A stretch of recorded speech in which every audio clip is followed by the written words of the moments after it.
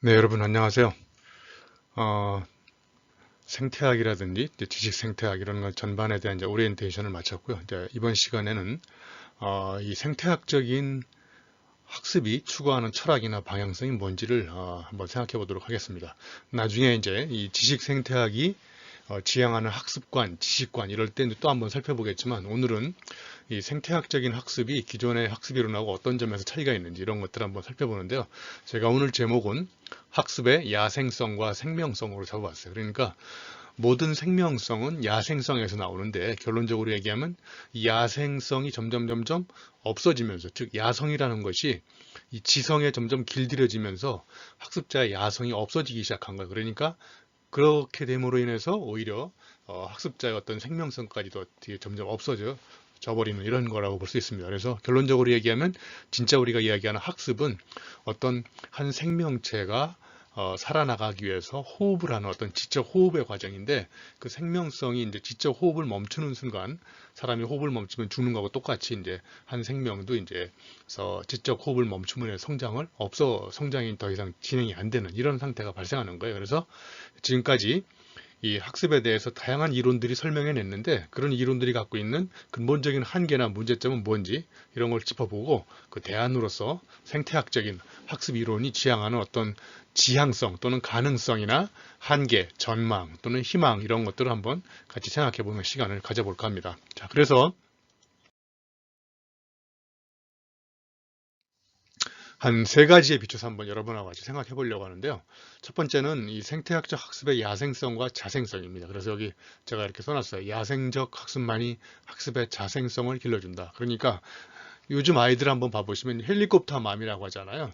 너무 극진한 보호 속에서, 보호막 속에서 아이들을 키워서 자생력이 없어졌잖아요. 그건 뭐냐면 학습이 야성에서 이루어지지 않고 책상에서, 교실에서 지성으로만 길러졌기 때문에, 즉 온실 속에 화초 재배를 해가지고 비닐하우스가 날아가면 자생력이 없어지고 다 얼어 죽어버리는 이런 현상이 발생하는 거예요. 그래서 진짜 생태학적인 학습이라는 것은 이 야생성과 자생성의 쌍두마차가 이끌어가는 그런 가운데에서 길러진다, 이렇게 이야기하려고 합니다. 자, 이제 두 번째는 예고해 드렸던 대로 주로 우리가 배웠던 학습 이론은 심리학이잖아요. 그래서 심리학적 학습 이론, 또 경영학에서 얘기하는 학습 이론, 또 그다음에 인류학에서 이야기하는 학습 이론, 또 철학에서 얘기하는 학습 이론. 사실 철학은 이제 학습 이론이라기보다 인식론적인 거죠. 그러니까 철학에서 인식론이 다루는 영역은 어떻게 우리는 알게 되는지, 우리가 아는 알은 어떤 알미 참이라고 이야기할 수 있는 이런 것들을 다루는 게 인식론인데, 결국 학습 이론의 철학적 기반은 인식론이잖아요. 그런 이야기를 한번 살펴보고, 기존 학습 이론이 갖고 있는 아픔, 그래서 여기 학습 이론 통사, 역사를 이렇게 관통해서 쭉 이론의 역사적 발전 과정을 리뷰해 보니까 학습 이론마다 저마다 갖고 있는 아픔이 있었다는, 그래서 앞을 통자를 써서 통사 이렇게 또 잡아봤어요. 자, 이제 마지막으로 이런 생태학적 학습 이론이 어떤 가능성과 지향성을 갖게 되는지, 그래서 결론적으로 삶과 암과 함이 유기체적으로 통일되는 이런 생태학적인 학습이 일어나려면 우리의 일상은 어떻게 변화가 일어나야 되는지, 이런 이야기를 잠깐 짚어보는 시간을 가져볼까 합니다. 자, 이제 첫 번째 생태학적 학습의 야성과 자생성인데요. 여기 보시면 제가 이 야성이라는 말을 여기 이렇게 세 가지를 한번 써봤어요. 여기 보시면 첫 번째, 타성에 젖은 생각에 반문을 던져 본성을 찾아보려는 본연의 시도. 그러니까 야성이 잃어버렸다는 얘기는 이제 지성으로 너무 길들여져 가지고 타성에 물들어서 습관적으로 그런 이제 관성이 생긴 거죠. 여기 이미 굳어진 관성에 의문의 화살을 던져서 근성을 캐보려는 노력. 그러니까 타성, 관성. 사람이 가장 위험한 건요, 이 관성대로 살아가려고 하는 거거든요. 그런데 이 관성대로 살아가려고 하는 그런 습관성에다가 의문의 화살을 던져서 진짜 내가 이렇게 살아가는 것이 진정한 삶의 목적에 맞는, 부합하는 그런 삶인지를 한번 뿌리째 근본적으로 캐보려고 하는 어떤 뿌리 근자, 성격, 성질할 때 성자를 줘서 근성이 또 하나의 야성이다. 또 하나, 저는 이 야성은 초보자의 마음으로 돌아가서 초심으로 돌아가려는 어떤 초연의 자세를 이야기합니다. 여러분도 대학원 처음 입학해서 생각지도 못했던 이런 난국을 맞이해가지고 온라인으로 이렇게 수업을 듣고 있는데, 내가 처음에 대학원에 입학했을 때 가졌던 초심을 잃어버리면 사람은 이제 습관적으로 살아가고 타성에 젖으면서 이제 관성대로 살아가는 거죠. 그러니까 이제 어떤 그 세상을 근본적으로 이렇게 그 이전과 다르게 한번 살아보려고 하는 어떤 근본적인 야망이나 야성이 점점 없어지는 거죠. 자, 그럼 이런 야성 어떻게 길러지냐면요. 잠깐 아까 말씀드렸듯이 야성은 이렇게 노지 배추처럼 저 야생에서 비바람도 맞고 그다음에 천둥번개도 맞아가면서 이렇게 또 가끔씩 느닷없이 추위가 다가오면 그 추위도 이렇게 견뎌내고 이렇게 야생 속에서 자라는 노지 배추가 있고요. 그다음에 이렇게 비닐하우스에 극심한 온도 조절을 이렇게 자연과 관계없이 안에 내부적인 인위적인 통제 조정에 의해서 이렇게 실험실에서 자라는 것처럼 배추가 저렇게 자라는 걸 하우스 배추라고 하죠. 그럼 여러분 이 두 가지 김치를 뽑아가지고 배추를 뽑아서 김치를 담그면 어떤 김치가 더 맛있을까요? 예, 대부분의 사람들은 아마 사람마다 또 다르겠죠. 뭐 하우스 배추로 김치를 담그는 것이 맛있다. 뭐 맛있다라는 것의 의미 규정을 또 어떻게 하는지에 따라서 다를 수 있겠지만 저는 이제 의도하고자 하는 제 답은 노지 배추로 담그면 김치가 더 맛있다는 거예요. 왜냐하면 노지 배추는 비바람도 맞고 야생에서 여러 가지 햇볕도 맞고 막 이렇게 스트레스를 받으면서 자랐기 때문에 저 스트레스 받은 야생의 어떤 생명성은요, 그 생명체를 이렇게 저 배추를 씻어가지고 물에 씻어서 저 씹으면 씹을수록 굉장히 달콤한 맛이 나요. 왜냐하면 그 스트레스가 나중에는 당도로 바뀌거든요. 그래서 여기 보시면 이제 그 프레자일이라고 그래서 프레자일 그러면 이게 이제 깨지기 쉬운 이런 거잖아요. 거기에 이제 엔티가 붙으니까 깨지기 쉽지 않은 그래서 반취약성. 그래서 혼란과 압력이 가해지면 오히려 성과가 상승하는 성질. 그래서 충격을 견디고 현상을 유지하려는 이런 것들을 넘어서서 어떤 원동력으로 작용하는데 사람도 여러분 그 예를 들면 내가 피곤한데 운동을 해가지고 오히려 피곤한 운동으로 극복하려고 해요. 그리고 또 내 몸에 어떤 그 뭐랄까요 그 뭐 엘러지 효과가 생겼어요. 그러면 어떤 의사는 그 엘러지와 정면으로 싸울 수 있도록 그 어떤 음식을 먹어서 반응이 일어나면 그 음식을 계속 먹게 만드는 거예요. 그러면 거기에 그 뭐랄까요 내성이 생기는 거죠. 또 어떤 사람은 어떤 뭐만 먹으면 위에서 네거티브 반응이 일어나가지고 자꾸 이제 복통을 일으킨다 이렇게 할 때 의사는 약을 주지 않고 오히려 복통을 일으켰던 어떤 음식을 특정 음식을 지속적으로 줘가지고 위가 거기에 그 엔티 프레자일이 생기게 그래서 이런 걸 이제 반취약성이라고 하죠. 그러니까 이거는 결국은 야생에서 자랄 때 그런 반취약성이 생기는 거예요. 그래서 여기 잡초에 TRB라고 잡초가 이렇게 보면 얘가 뽑아도 야생성을 근본적으로 갖고 있는 이유 중에 하나는 뭐냐면요. 이렇게 뿌리를 뽑으면 잡초는 겉으로 보이기에는 이렇게 얼마 안 보이잖아요. 여기 밑에 뿌리가 굉장히 깊잖아요. 어떤 건 또 이렇게 뿌리는 얇은데 얇게 뻗어 있는데 어떤 건 깊이 파고들어가면 이렇게 많이 들어가 있고 그래서 이거를 TRB라고 합니다. 그래서 탑은 뭐냐 줄기의 비율이고 루트는 뿌리의 비율인데 이걸 이제 TRB라고 해서 20대 80, 80대 20 법칙이라고 해서 잡초는 약 80%는 보이지 않는 뿌리가 갖고 있고 20%는 겉으로 보이는 줄기와 가지를 갖고 있는 거예요. 근데 사람들이 판단할 때 뭘 보고 판단하냐면 보이는 걸 보고 겉으로 보이는 줄기와 가지 약 20%를 보고 그 생명성을 판단하는 거죠. 근데 사실은 진짜 생명성은 잡초의 뿌리처럼 보이지 않는 땅 속에 숨기고 있거든요. 그 땅 속에 숨기고 있는 뿌리의 80%가 보이는 20%를 결정하는 거죠. 그래서 우리가 진짜 자연에서 뭔가를 배운다는 것은 그 뿌리의 깊이가 위로 성장할 수 있는 높이의 원동력을 배우는 것인데 결국 우리는 뿌리의 깊이를 잘 보지 못하는 거죠. 그래서 아래로 뻗은 뿌리의 깊이, 보이지 않는 암묵적 지식, 이건 암묵적 지식은 쉽게 매뉴얼화 시킬 수 없는 내 몸으로부터 분리 독립시켜서 따로 객관적 지식으로 만들 수 없는 모든 지식을 암묵적 지식이라고 하는데 약 지식의 80%는 그 신체화되어 있기 때문에 명시지로 이렇게 겉으로 보이는 명시적 지식, 매뉴얼로 만들 수 있는 지식을 명시적 지식이라고 보면 되거든요. 그런데 이 잡초는 결국은 암묵적 지식이 80% 보이지 않는 거, 보이는 20%가 그 명시적 지식이에요. 그런데 우리가 사람을 평가할 때도 겉으로 쉽게 말할 수 있고, 그 다음에 누구한테 보여줄 수 있는 20%의 지식을 가지고 그 사람의 어떤 지식의 성격을 결정하는데 그게 잘못된 오판일 수도 있다는 것을 우리가 잡초에서 배울 수가 있습니다. 자, 그래서 제가 자주 예를 드는 것 중에 하나가 이 무등산 수박이 다른 수박에 비해서 당도가 굉장히 높다고 하더라고요. 그 당도가 높은 이유는 저 무등산 수박이 이렇게 약간 경사지에서 재배를 한대요. 그래서 얘가 이제 경사지에서 재배를 하니까 안 굴러 떨어지려고 막 온갖 신경을 쓰면서 그 자라다 보면서 스트레스가 엄청나게 쌓이는 거예요, 수박이. 그래서 그 스트레스가 당도로 연결돼서 다른 수박보다 달콤하다는 설이 있어요. 그래서 제가 이 스트레스 받은을 영어로 쓰면 스트레스에 ED가 붙어서 스트레스 2가 되잖아요. 그래서 이걸 정확히 거꾸로 뒤집어 보면 정확히 여기 이제 제 사진 때문에 안 보이는데 디저트가 됩니다. 디저트. 한번 여러분도 직접 써보세요. STRESSED를 거꾸로 뒤집으니까 정확히 디저트가 되잖아요. 아, 그러니까 자연에 있는 모든 생명체들은 저마다의 자라는 환경 속에서 스트레스를 받고 살아가니까 그 스트레스가 어느 일정 시점이 되면서 당도로 연결이 돼서 인간한테 달콤한 맛을 제공하는 것처럼 우리도 살아가면서 적당한 스트레스를 받아야 그 스트레스에 내성이 생기고 그 내성을 기반으로 더 강도 높은 스트레스가 와도 그걸 견딜 수 있는 힘이 생기는데 그 극심한 보호막으로 부모님이나 누군가의 보호 때문에 스트레스 프리 인바이러먼트, 스트레스가 거의 없는 이런 환경 속에서 자라다 보니까 야생성이 없어지고 결국은 자생력이 없어지는 거죠.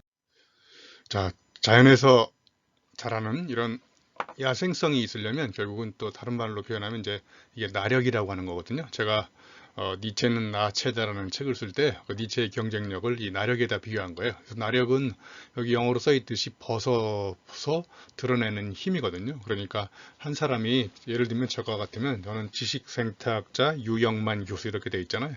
그러니까 지식생태학자라는 형용사 떼어버리고 저를 꾸며내는 그 다음에 뒤에 있는 교수 떼내버리고 그러면 이제 이름 유영만만 남잖아요.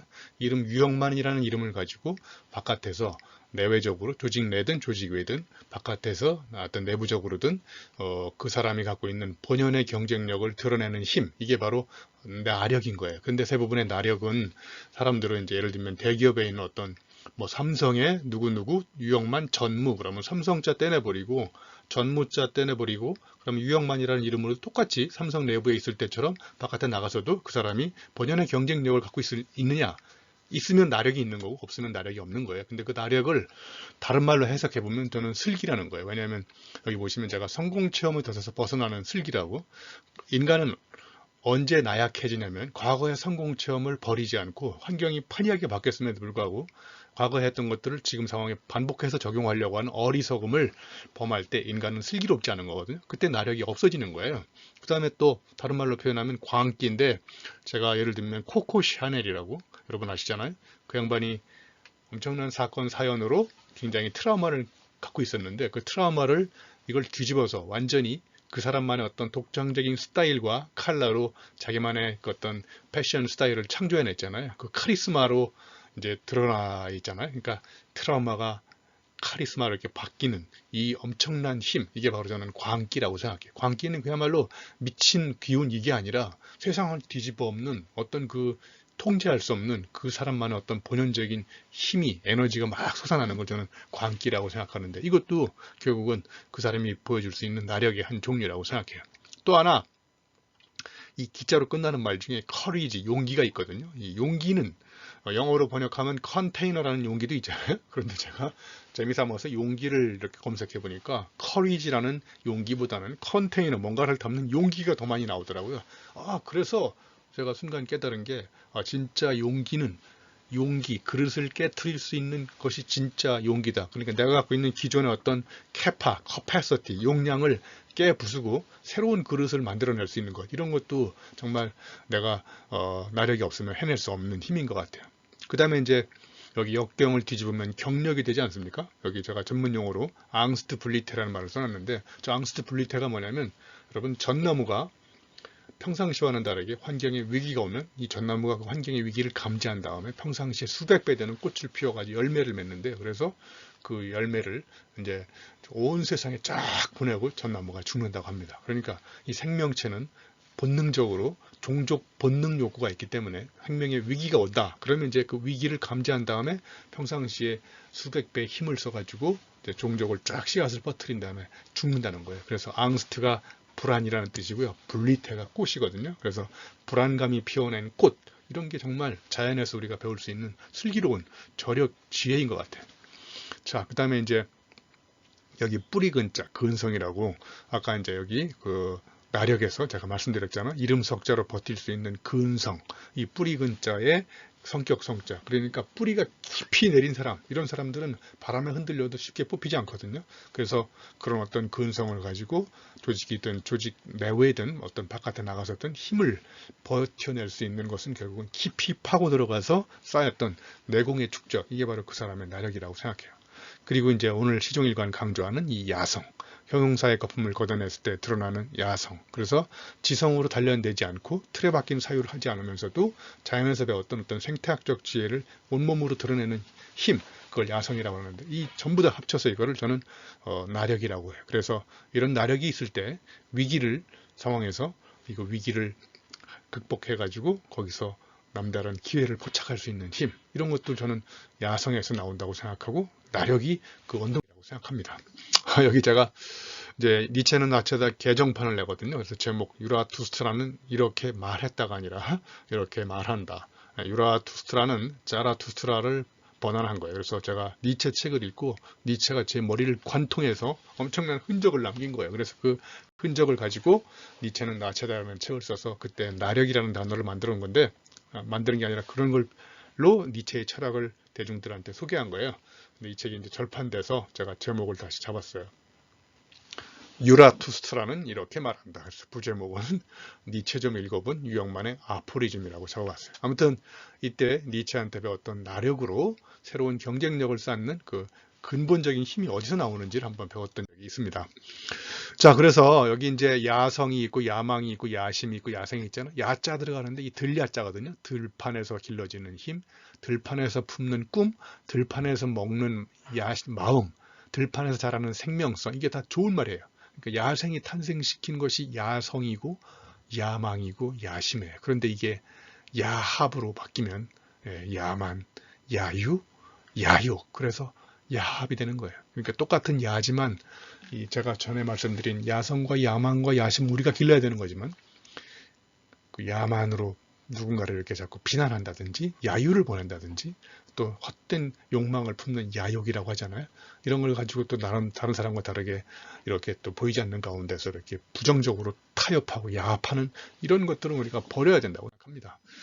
저기 늑대가 있지 않습니까? 여러분, 늑대 같은 남자라고 그러는데 그거 좋은 말입니다. 늑대는 평생 일처일부제로 사는 거예요. 그리고 늑대는 리더를 뽑을 때 포악하고 카리스마가 있는 사람, 늑대가 리더가 되는 게 아니라 장난기를 걸어가지고 상대방이 갖고 있는 그 야성을 아주 이 집단을 위해서 이렇게 좀 유하게 만드는 그런 어떤 그 길들여질 수 있는 그런 공동체를 위해서 이렇게 힘을 쓸 수 있는 이런 사람들을 리더로 키웁니다. 아무튼 늑대는 평생 일처제로 삽니다. 여러분들, 여학생들 늑대 같은 남자를 만나야 돼요.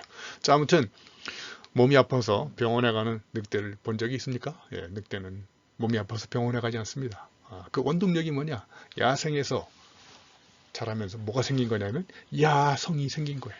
그 야성이 결국은 이 늑대를 병원에 데리고 가지 않습니다. 여러분, 닭도 보시면 A4용지 한 장도 안 된 데서 사육한 닭과 들판에서 이렇게 베토벤 교향곡 들으면서 막 뛰어놀았던 닭은 보면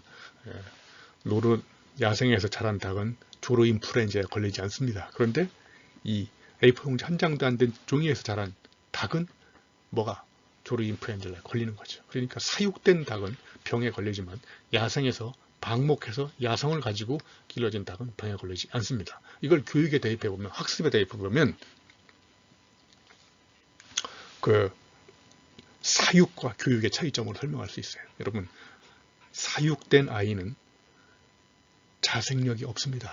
예? 그런데 야생에서 이 비바람도 맞아가면서 넘어지고 자빠지고 스스로 힘을 기르고 어려운 일을 스스로 극복하면서 힘을 길렀던 이런 아이들은 어떤 위기가 와도 그걸 극복해낼 수 있는 자생성이 있는 거예요. 왜 그러냐? 야생에서 자랐기 때문에. 그러니까 야생력이 결국은 자생을 기르는 텃밭인 거예요. 여기 보시면 스쿨드라고 여기 학교를 오래 다녀가지고 길들여진 이런 말이에요. 그 다음에 여기 unschooled는 뭐냐? 여기 school 뒤에다가 un이 붙어서 반대가 된 거예요. 길들여지지 않고 학교 교육을 학교 교육을 오래 받지 않아서 길들여지지 않는, 그러니까 이거는 지성을 길러내지만 이거는 야성을 길러내는 겁니다. 그러니까 학교를 다니지 말라 이게 아니라, 너무 우리는 학교를 통해서 정상이 비정상 학교에 가면 그 학교 교육을 통해서 지극히 정상적인 아이로 길러내잖아요. 그러니까 야성은 없어지고 지성은 풍부해지고 이렇게 되는 엉성한 교육의 탄생이 되는 거죠. 이 자기계발 컨설턴트, CBS 라디오 PD 작가이면서 책 많이 쓰는 정혜윤 작가가 가방끈의 길이는 할 수 없는 이유를 아는 것과 비례한다. 교육받은 사람들의 시각으로 보는 세상은 이 일이 이래서 안 되고 저 일이 저래서 안 되는 할 수 없는 일들로 가득 찬 것이다. 왜냐하면 공부를 하면 할수록, 지식을 쌓으면 쌓을수록 실제로 해보지 않고 그런 가운데서 책상에서 지식을 계속 쌓으면 머릿속에 관념적 지식이 있게 되고, 그래서 뭔가를 하려고 그러면 이 지식이 그게 안 된다고 판단할 수 있는 논리적 근거나 정당성을 제공해 주는 거예요. 뭐 때문에 안 되고, 이것 때문에 안 되고, 저것 때문에 안 되고, 뭐 때문에 안 된다는 게 너무 많아요. 그 때문에 안 된다는 거를 뭐가 주냐면, 이전에 갖고 있었던 얄팍한 경험과 그 얼마 안 되는 알량한 책상 지식이 나의 과감한 그 야망을 품고 뭔가를 저지르려고 하는 그런 과감한 행동을 방해하는 걸림돌로 작용한다는 거예요. 대간 말 한번 생각해 볼까요? 격렬하게 느껴야 하는 것을 둔하게 느껴서는 안 된다. 우리들은 이미 알고 있거나 이해한 것만을 본다. 너무 아름다운 말입니다. 통찰력 있는 말 아닙니까?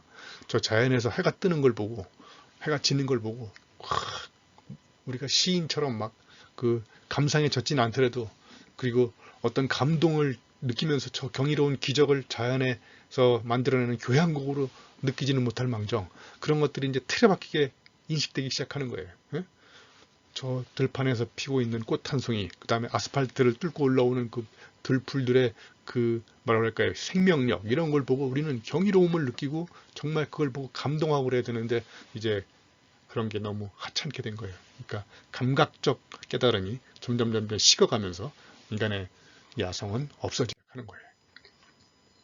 자, 그래서 여기 야성과 타성을, 여러분 산삼과 인삼 중에서 야성은 산삼이 더 많지 않습니까?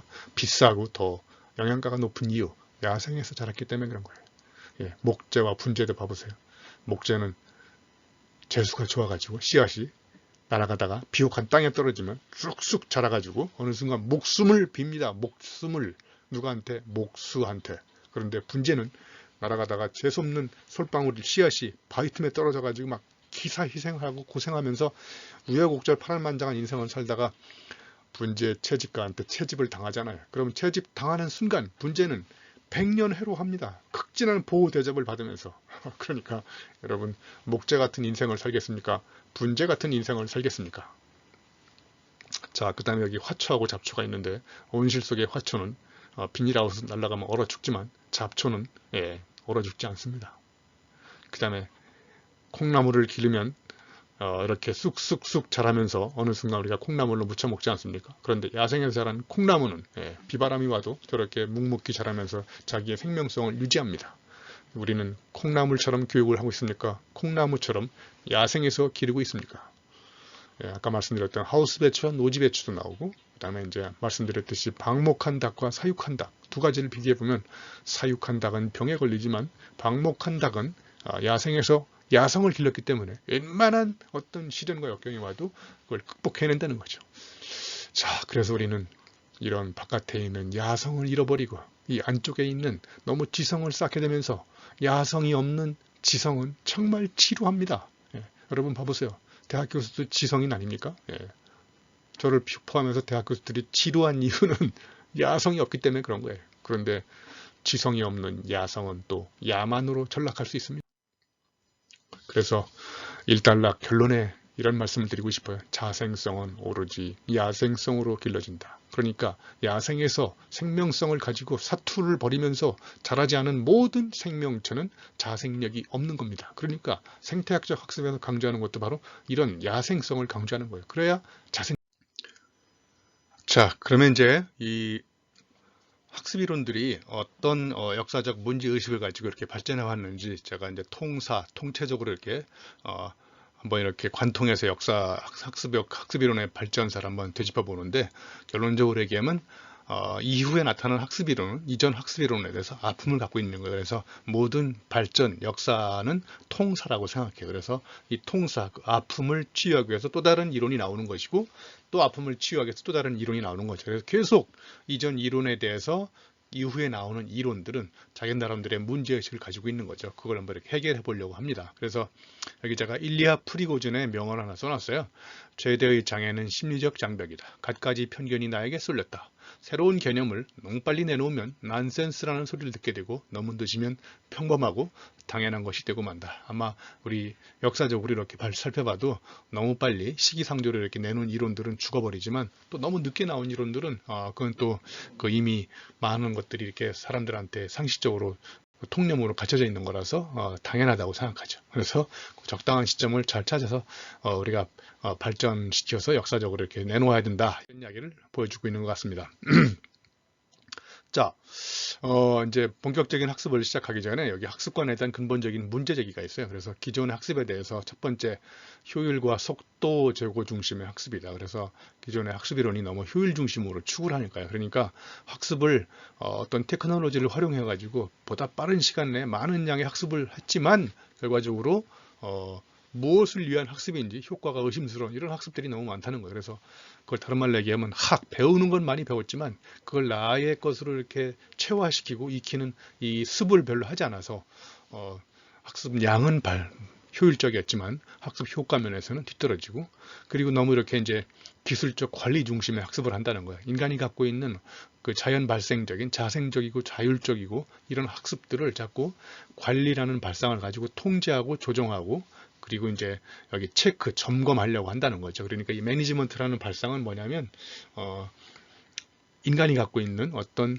그 학습의 어떤 다양성이나 역동성 이런 것들을 일정한 목적 의식을 가지고 목표를 달성하려면 이 기계적으로 이 학습의 어떤 과정이나 그 방식 또는 어떤 그 결과들을 평가하고 통제하고 점검해야 되는데 오히려 그런 어떤 매니지먼트라는 말이 학습과 연결되면, 예를 들면 knowledge management, 요즘 우리가 또 지식관에서 살펴보겠지만 이 지식이라고 하는 것이 스티키, 끈적끈적하고 리크, 서로 새고, 그 다음에 이렇게 또 뭐라고 할까요, 인텐저블, 가시화시킬 수 없이 이렇게 불가시적인데 그거를 매니지먼트라는 발상으로 자꾸 통제하고 조종하려고 하기 시작하면서 지식은 아무리 뭔가 통제해도 집으로 셀 수밖에 없잖아요.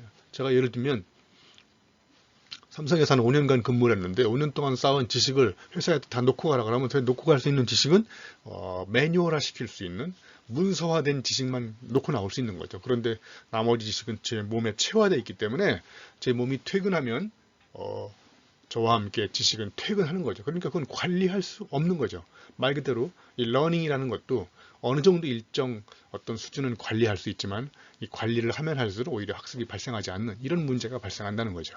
자, 그 다음에 이제 또 기존의 학습은 전부 다 개인의 중심의 학습이었어요. 개인의 사고방식의 변화, 개인의 어떤 행동의 변화, 뭐 이런 것들을 강조해서 그리고 이제 학습 그러면 뭔가 습득하고 비었던 걸 채우고 결핍된 욕망을 충족시키고 뭐 이런 것들이 이제 한 개인의 어떤 속성들을 중심으로 전개됐다는 거예요. 그래서 개체론적 학습이라는 거죠. 그 개체론적 학습이라는 게 결국은 뭐냐면 학습은 엄청나게 다양한 사람과 또는 다양한 환경과 주고받는 역동적 상호 과정 속에서 제가 지난 시간 한번 설명드렸듯이 창발되고 그 다음에 자기 조직화되고 공진화되고 이런 역동적인 과정인데 그걸 하나의 어떤 진공관 속에다 갖다 놓고 그 개인들이 외롭게 어떤 것들을 부족한 부분을 채우면서 일어나는 어떤 개인의 활동으로 규정해버리면 학습의 현상을 극히 미약하게 볼 수밖에 없는 거죠. 그리고 또 하나의 심각한 문제는 기존의 학습은 여기 이제 영어로 좀 어려운 용어일 수 있지만 컨텍스트라는 말은 알 거예요. 컨텍스트, 이게 맥락이거든요. 이게 이제 컨텍스추얼라이제이션 그러면 이제 맥락화. 여기 이제 D가 붙어서 그러면 이제 탈맥락화라는 뜻이거든요. 그러니까 모든 학습은 특정한 상황 또는 배경 속에서 그 문제의식 속에서 거기서 배태되는 학습인데 그 학습을 어떤 문제 상황과 상황적 맥락 완전히 분리시킨 다음에 실험실 속에서 학습이 일어나게 해버리면 그 학습은 일상적 학습과 굉장히 거리가 멀게 되는 거거든요. 그래서 이제 이런 문제들은 이제 생태계에서 제가 국지성이나 이런 걸로 또 한번 설명드린 적이 있어요. 그 생태계 내에는 또 다른 생태계와는 다른 어떤 고유한 문화적 특수성이 있다. 그래서 그 컬처나 컨텍스트가 있기 때문에 그 컬처를 떠난 거기서 일어났던 학습을 거기서 문제화 시켜가지고 뽑아가지고 또 다른 컨텍스트에다 일반화 시킬 수 없는 이유는 이 A라는 컨텍스트에서 발생한 학습은 A 컨텍스트가 갖고 있는 고유한 컨텍스트, 맥락성이 있는 거예요. 그 맥락성과 학습을 결부시켜서 생각하지 않으면 이 학습은 굉장히 뭐라 할까요?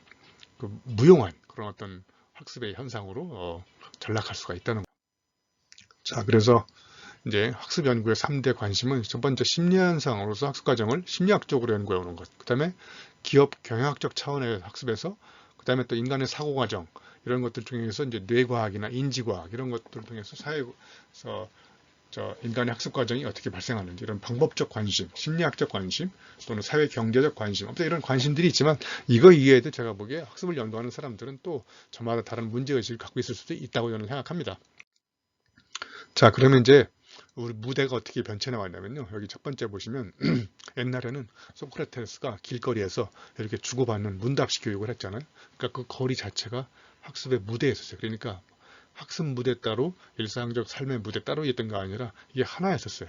그리고 이제 거기서 일어나는 학습들을 텍스트로 담아가지고 또 전달할 수 있으니까. 그래서 여기 제가 제1의 시뮬라시옹이라고 그래서 이제 시뮬라시옹이 뭔지 아시죠? 이미지가 현실을 반영하는데 어떤 게 이미지인지 어떤 게 현실인지 잘 구분이 안 되는 이런 상태를 시뮬라시옹이라고 하죠. 자, 이제 두 번째 산업화 시대가 일어나고 기계론적 패러다임이 등장하면서 심리학적으로는 이제 자극과 반응을 굉장히 강조했던 행동주의, 즉 객관적으로 관찰 측정 가능한 외부적 현상만을 학습으로 보겠다. 그래서 행동주의는 학습을 사고방식의 변화가 아니라 인간 행동의 계획적 변화, 이걸 학습으로 본 거죠. 그러니까 인간 행동이 계획적으로 바뀔 수 있도록 철저한 노력을 하는데 그 행동의 변화가 가시적으로 관찰되지 않은 모든 것은 다 학습이 아니다, 이렇게 본 거죠. 그래서 보이는 것만 학습으로 삼았던 거죠. 그래서 이때는 이제 tell and test, 말하고 바로 테스트하고 I tell you, 나는 말하겠다, 너는 잘 들어라. 그 다음에 sit down, 조용히 앉아서 be quiet, 침묵을 지켜라. 그래서 뭔가 이렇게 막 쏟아붓고 그러면서 이제 그런 것들이 걔도 이제 코로 흡입하면서 막 이렇게 이제 그 기도를 해봤자 뭐 잘 내 머릿속에 달려온 정보가 제발 달라붙기를 기도하나이다. 이렇게 기도해봐야 잘 달라붙지도 않고. 아무튼 이런 이제 대량 생산 시대에 보다 더 효율적인 학습이 이루어지기 시작했지만 사실은 이런 학습들을 통해서 진정한 학습은 일상적 삶과 분리 독립되면서 이론적으로는 활발하게 일어났지만 별다른 삶의 변화를 일으키지 못했던.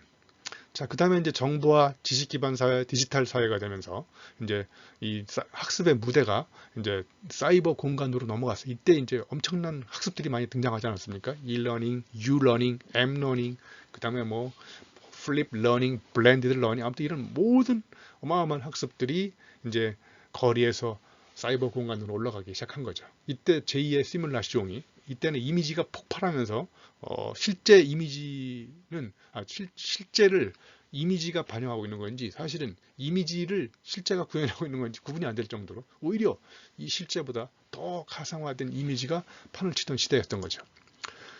자, 그러면서 다시 이제 지식 기반 경제 사회가 등장하고 뭐 사회적 구성주의를 비롯해서 이제 이 이후에도 엄청나게 발전하고 있지 않습니까? 이후에 이제 포스트 모더니즘이나 뭐 아무튼 그 또 이제 제가 오늘 말씀드리는 이제 생태학이나 호분돈계, 복잡계 이런 것들이 등장하면서 결론적으로 이야기하면 뭐냐면 이제 길거리에서 일어났던 학습들이 실험실로 들어갔다가 사이버 공간으로 가면서 이제 다시 거리로 나오면서 여기 제가 이렇게 써놨어요. 삶의 한 양태로서의 학습. Learning은 as a way of being, 한 존재가 존재 가치를 드러내기 위해서 생명성을 확보하기 위한 투쟁의 과정으로서 학습이 일어나기 시작하는 거예요. 그러니까 진짜 학습은 이때부터 이제 생태학적 학습으로 점점 넘어가기 시작하는 거예요. 그래서 일상적 삶과 학습이 별개의 독립된 두 가지 활동이 아니라 암과 삶과 할미 하나로 일치가 되는 이런 무대로 이제 변천하기 시작하는 거죠. 자, 그러면 오늘 살펴볼 학습 이론 크게 네 가지는요. 말씀드렸듯이 가장 기본이 되는 게 이제 심리학적 학습 이론이죠. 그래서 말씀드렸듯이 개인의 행동 변화와 인지 구조의 변화, 사고방식의 변화를 연구했죠. 자, 이런 심리학적 학습 이론과 다르게 여기 반대편에 있는 경영학적 학습 이론은 여기 심리학적 학습 이론이 미시적 학습 이론이라고 한다면 경영학적 학습 이론은 거시적 학습 이론이에요. 경영학도 똑같이 학습에 대해 관심을 갖지만 심리학적 학습과 교류가 별로 안 일어나면서 본인들이 학습을 연구하기 시작했어요. 그게 바로 조직 학습이에요. 그러니까 이쪽은 굉장히 학습이 일어날 수밖에 없는 어떤 조건이나 문화, 제도, 시스템 이런 것들을 어떻게 갖추면 그 속에 있는 각각의 개별적 구성원들이 어떻게 학습이 촉발되는지, 어떻게 학습이 방해가 되는지 이런 것들을 설계하기 시작한 거예요. 그러니까 이 경영학의 학습 관심은 거시적 어떤 문화체계나 메커니즘에 있는 거죠.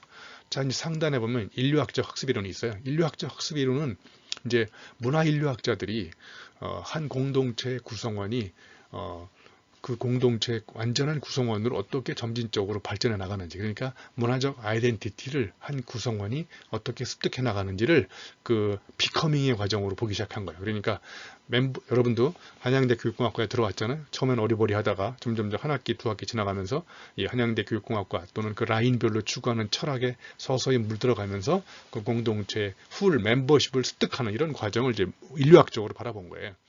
그리고 이제 밑에 있는 철학적 학습 이론을 제가 펀더멘털이라고 한 이유도 말씀드렸듯이 철학의 학습 이론은 따로 있는 것이 아니라 철학에서 얘기하는 인식론, 존재론, 가치론 중에서 인식론 자체가 알면 어떻게 이루어지는지, 어떤 알미 진정한 의미에서 과학적인 알미인지 이런 것들을 찾아보기 시작한 거죠. 그래서 이런 것들을 좀 더 하나씩 자세히 살펴보기 시작해 봅시다. 그러면 첫 번째 학습 이론은 이제 그 심리학적 학습 이론입니다. 그래서 여기 근본적인 심리학 학습의 문제 제기는 뭐냐면 여기 제가 써놨어요. 개인이 학습한다는 건 도대체 어떤 행위와 사고 과정을 이래서 이루어지는 건지, 소위 이제 발달해 나가는 것, 성숙 이런 것과 학습 행위는 어떻게 구분될 수 있는 건지, 성숙, 자연 발달 이런 게 과연 학습인지, 그럼 그게 학습이 아니라면 도대체 학습은 어떤 것을 우리가 학습으로 볼 건지 이런 것들을 심리학적으로 연구하기 시작한 거죠. 그래서 어떻게 하면 그런 학습이라는 것들이 개인 차원에서 잘 일어나게 할 수 있는 건지 이런 것들을 찾아보기 시작한 것이고요.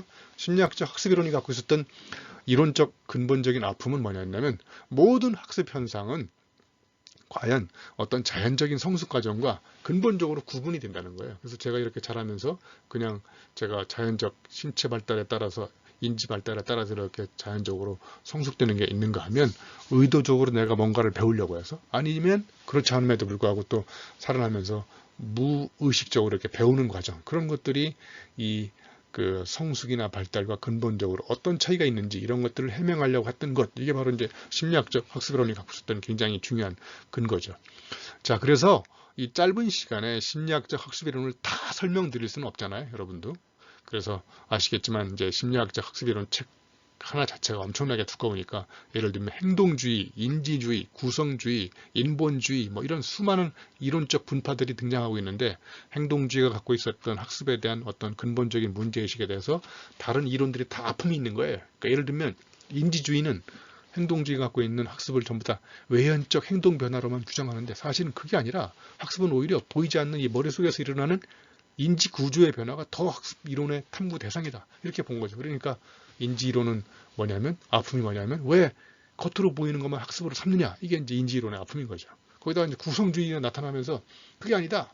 구성주의는 똑같은 현상이라고 할지라도 내가 갖고 있는 체험과 어떤 그 프레임, 또 어떤 그 패러다임 이런 거에 따라서 똑같은 현상이라고 할지라도 저마다 사람 마음속에 다 다르게 구성이 된다는 거예요. 네? 그 구성되는 것이 답마다 다르다는 것이 구성주의인데, 그런 구성주의를 또 이제 이 복잡계나 생태학적 학습이론에서 또 비판하고 있거든요. 사실은 그런 구성주의의 어떤 마지막 결론은 간주관성인데, 이런 이제 복잡성이나 생태학적 학습이론에서는 간객관성을 주장하지 않습니까? 그러니까 이제 주관적 합의를 포함해서 객관적 실체가 사람의 인식에 영향을 주는데, 인식에 영향을 준 그 인식의 주관체가 결국은 인식 객체와 상호작용하면서 그 객체의 인식됨이 인식하는 행위에도 영향을 주는 이런 것까지를 이제 포함해서 넓게 발전하고 있습니다. 아무튼 그런 이론들은 우리가 나중에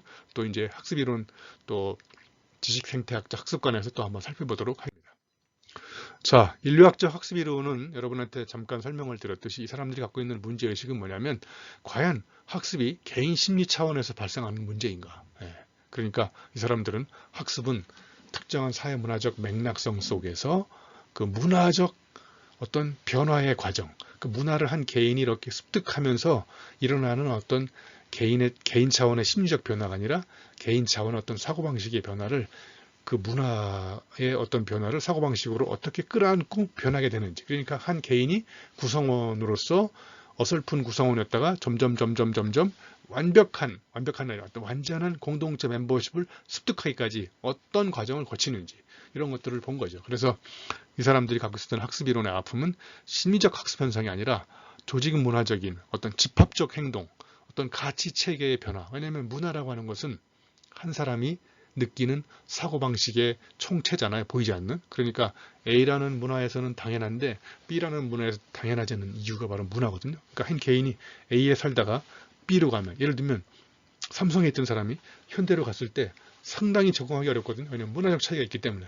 그러면 그 한 개인은 그런 문화적 차이를 어떻게 습득하는지 이런 것들을 문화인류학적 렌즈로 바라본 것이 인류학적 학습 이론이라고 보시면 될 것 같아요.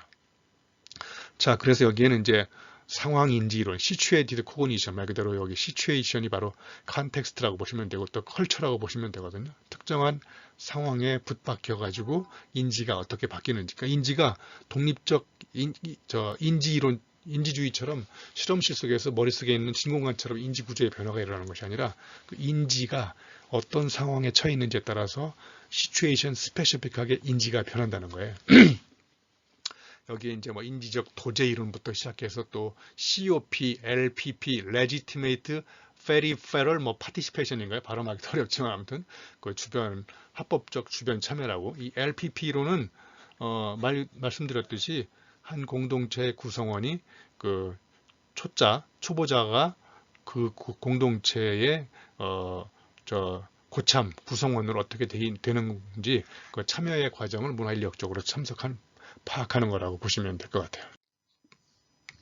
자, 이제 경영학적 학습 이론은 말씀드렸듯이 심리학적 학습 이론이 갖고 있는 어떤 개인 차원의 학습 이런 것들에 영향을 미치는 어떤 문화적인 변화, 구조적인 변화, 제도적인 변화, 시스템적인 변화. 그래서 이제 이 사람들의 가장 중요한 초점은 어떤 조건을 만들어주면 그 조건 속에 있는 학습자가 이전과 다르게 학습할 것이냐 이거죠. 그래서 이 사람들은 주장하는 이제 이론이 조직 학습이거든요. 그러니까 개인 학습의 총합은 조직 학습과 같다. 이게 아니라 개인 학습은 조직 학습보다 더 크다는 거예요. 그러니까 부분의 합은 전체보다 크다. 그러면 그 부분의 합의 플러스 알파가 뭐냐 이거죠. 그 플러스 알파를 찾아내서 개개인들의 학습 장면에다가 처방을 해주고 디자인을 해주는 거죠. 그러면 A라는 어떤 제도와 시스템을 넣었을 때와 B라는 제도와 시스템을 넣었을 때 똑같은 학습자가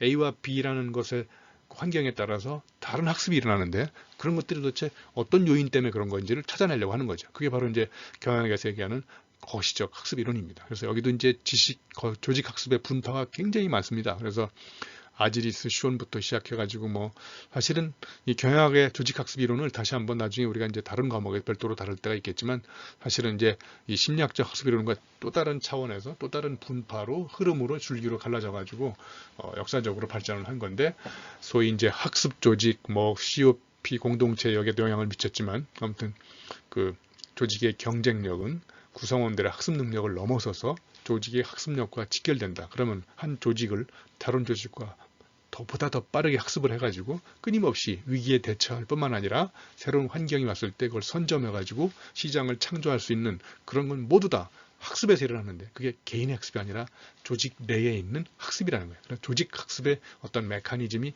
무엇인지를 찾아보는 이런 연구로 이제 발전하게 되죠. 자, 이제 가장 펀더멘탈하게 철학적 학습 이론이라는 것은 근본적으로 문제의식이 다르잖아요. 지식이라는 게 도대체 뭐냐? 무엇을 획득한다는 것은 결국은 어떤 걸 획득했을 때 그걸 획득한 걸로 보는 건지, 그럼 과학적 알미라고 하는 것은 정말 알미 있는 건지, 무엇을 과학적이라고 보는 건지, 뭐 이런 것들 근본적인 질문을 하는 거죠. 그래서 이 철학적 학습 이론은 잘 아시겠지만 사실은 철학사 전반을 훑어봐도 끝이 없을 정도로 방대한 건데, 여기 이제 대응 이론이 있고 정합 이론이 있지 않습니까? 우리 이제 언젠가 또 한번 또 다뤄볼 텐데, 대응 이론은 1대1로 마칭되는 거예요. 그러니까 내가 나무를 학습했다 그러면 내 머릿속에 나무가 그대로 그 묘사돼서 그 representation, 그 표현돼 있는지, 그걸 표현이 아니라 재현이라고, 재현. 그래서 내가 나무를 봤으면 학습했다 그러면 내 나무가 내 머릿속에 그대로 1대1로 매칭이 돼가지고 딱 대응돼 있을 때, 그 대응이 잘 되면 학습이 잘 일어나는 거예요. 그런데 정합이라는 것은 뭐냐면, 특정한 것을 학습했는데 그런 학습했던 명제나 이런 것들이 결국 주어진 상황에서 얼마나 적합한지, 그 정합성, 그 적합성을 얼마나 잘 설명해주고 있는 건지, 적합한 이론 체계로 그 해당 이론을 정확하게 설명하고 있는 것인지. 그래서 그 대응 이론과는 다르게 정합성은 그 이론적 설명력의 어떤 적합성을 가지고 따져보는 거죠.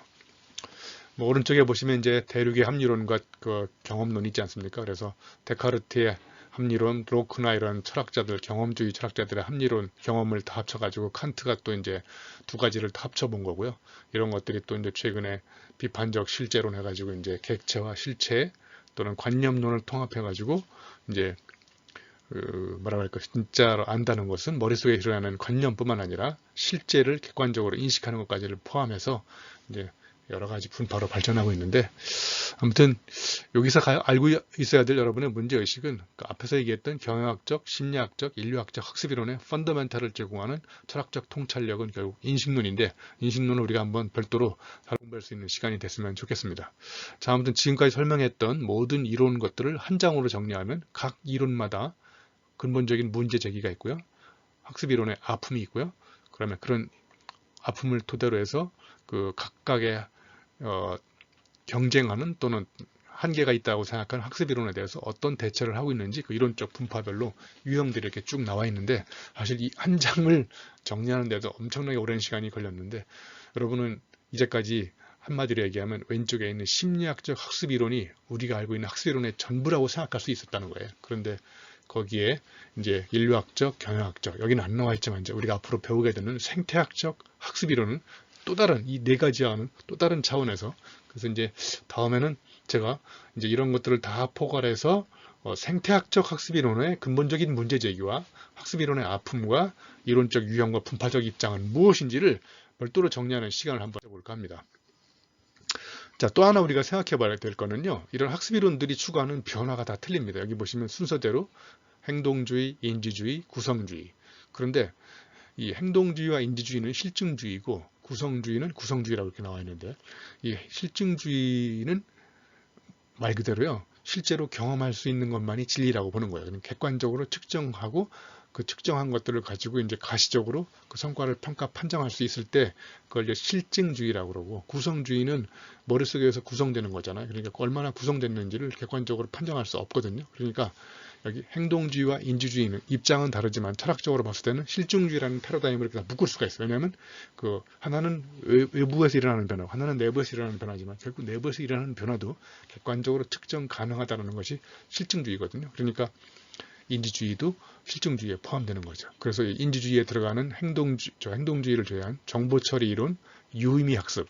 아마 처음 들어보시는 분들은 정보처리 이론이 뭔지, 유의미 학습 이론이 뭔지, 상황인지 이론이 뭔지 이런 거 잘 모를 거예요. 그래서 상황인지 이론의 일부는 인지주의에 들어갈 수도 있지만 또 대부분은 또 이렇게 구성주의로 묶어서 하나의 큰 패러다임으로 묶을 수 있는데, 아무튼 이런 심리학적 학습 이론의 변화 발달사를 보면 행동주의, 정보처리, 유의미, 상황인지, 구성주의 이렇게 발전을 하는데, 맨 왼쪽 상단 왼쪽에 보시면 스펙트럼으로 두 개 나눠서 하나는 개체, 하나는 관계, 하나는 플랜, 하나는 시츄에이티드 플래닝. 그래서 왼쪽으로 갈수록 초반에 어떤 계획을 완벽하게 세운 다음에 그 계획을 가지고 학습의 결과를 프레닥터빌리티, 예언하려고 하지만, 오른쪽으로 갈수록 다이나믹한 역동적 구성원의 상호작용이 일어나기 때문에 학습을 처음부터 완벽하게 계획을 세울 수가 없어요. 그러니까 끊임없이 학습 계획을 플래닝에 ing가 붙어 있잖아요.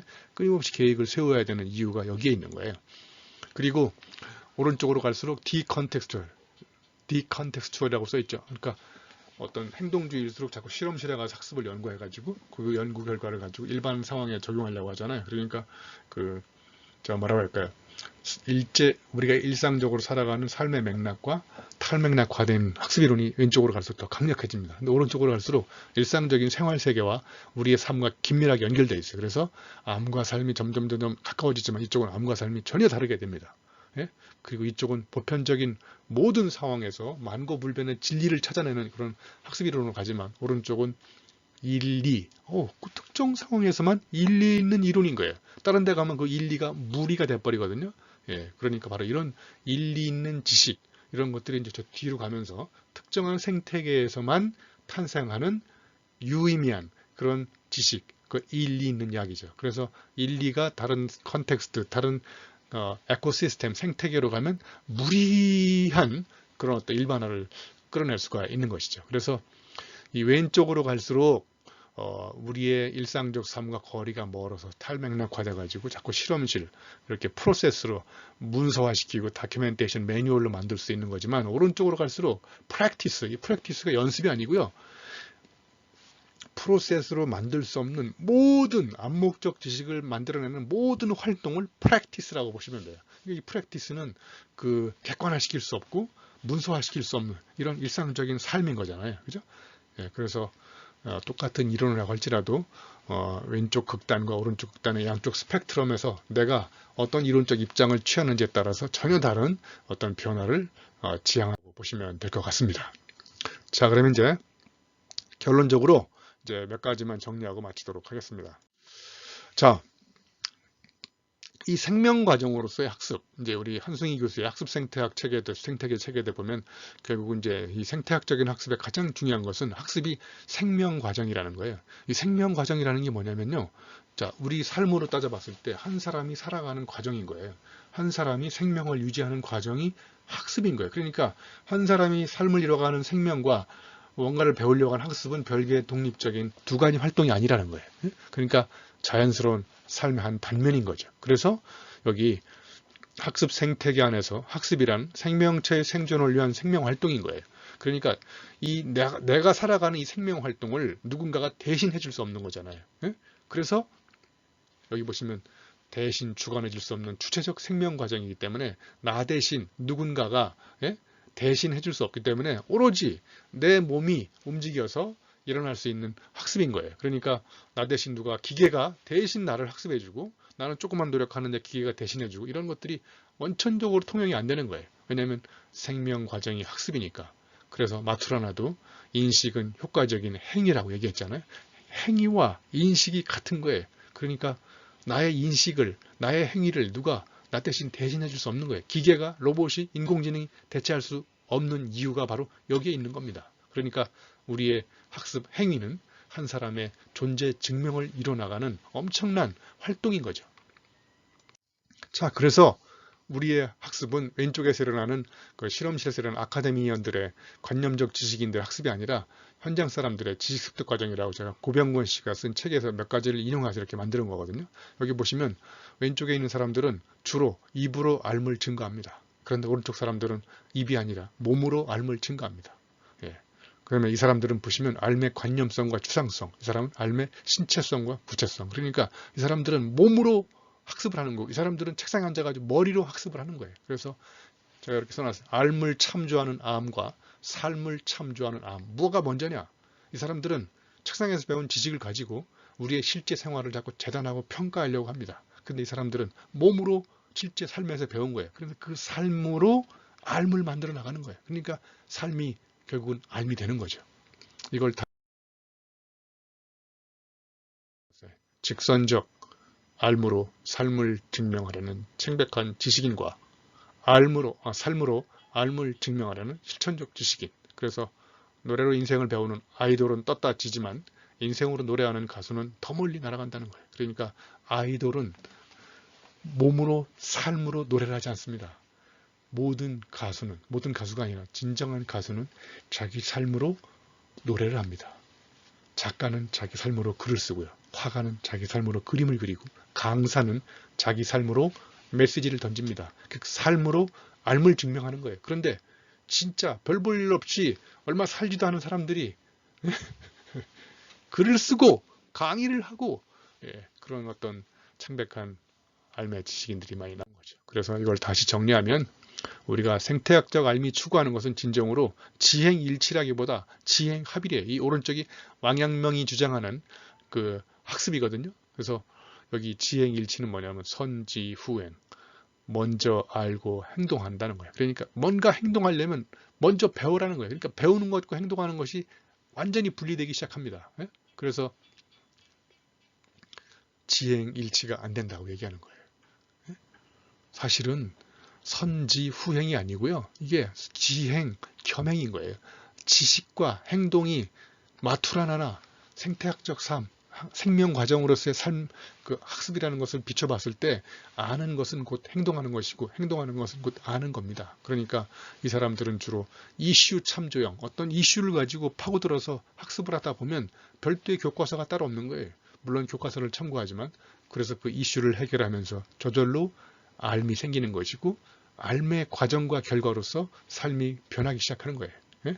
그래서 제가 이 사람들을 북스마트라고 하고 스트레스마트는 뭐냐, 책상 똑똑입니다. 책을 열심히 읽어야 체험이 별로 없어요. 근데 이 사람들은 온몸을 던져서 길바닥에서 현장에서 넘어지고 자빠지면서 배웠기 때문에 내 몸 자체가 이미 체화된 육화된 알을 갖고 있는 거예요. 그러니까 이 사람들이 말하는 것 자체는 결국은 지식과 그 지식을 만드는 주체가 분리되지 않고 온몸이 다 지식인 거예요. 그러니까 몸으로 알을 증명하는 사람들인 거죠. 자, 여기까지 하겠습니다.